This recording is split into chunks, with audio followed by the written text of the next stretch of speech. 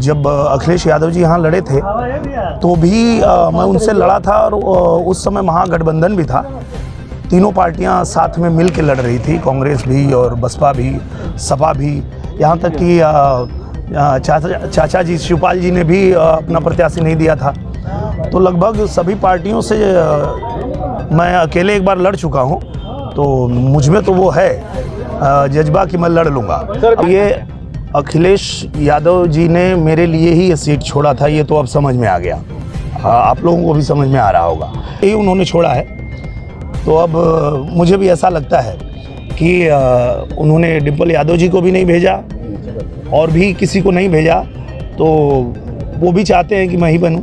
ये रिश्ता क्या कहलाता है? ये भाई भाई का रिश्ता है। ये रहे भोजपुरी फिल्म अभिनेता दिनेश लाल यादव निरहुआ। बीजेपी ने आजमगढ़ लोकसभा सीट पर इन्हें दूसरी बार दांव पर लगाया है, वह भी मुलायम सिंह यादव के परिवार की सीट पर।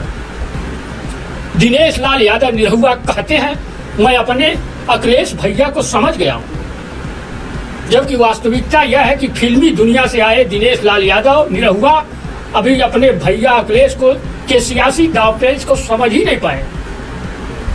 सपा मुखिया अखिलेश यादव ने आजमगढ़ लोकसभा सीट के उपचुनाव में घुमाकर ऐसा दांव खेला कि अब चुनाव तक निरहुआ समझते ही रह जाएंगे।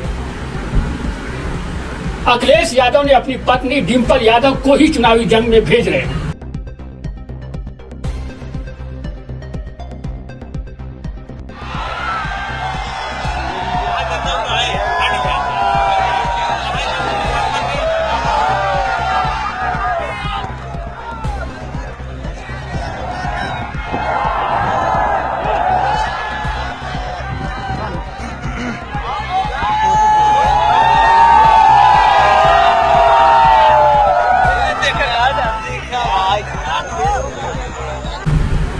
इस बात को बीजेपी प्रत्याशी दिनेश लाल यादव निरहुआ समझ नहीं पाए, क्योंकि आजमगढ़ संसदीय सीट छोड़ने के बाद अखिलेश यादव कई बार आजमगढ़ का दौरा कर चुके थे। इस दौरान वह लोगों का, कार्यकर्ताओं का मन भी टटोल चुके।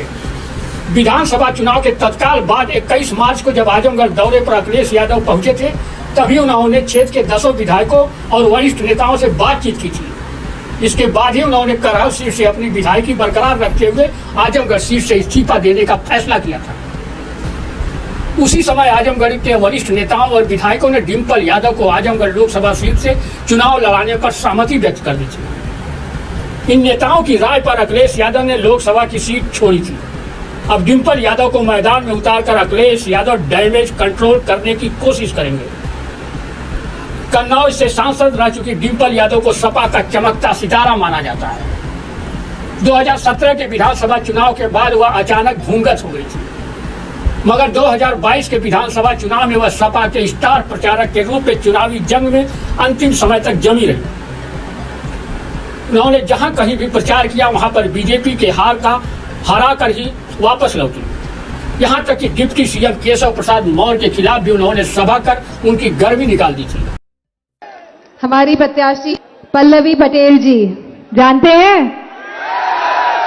इस बार 3 बहुएं एक साथ आई हैं। सिराथू की बहू पल्लवी पटेल जी, इलाहाबाद की बहू हमारी आदरणीय जया बच्चन जी, और मैं यूपी की बहू कह लूं अपने आप को, यूपी की बहू डिम्पल यादव।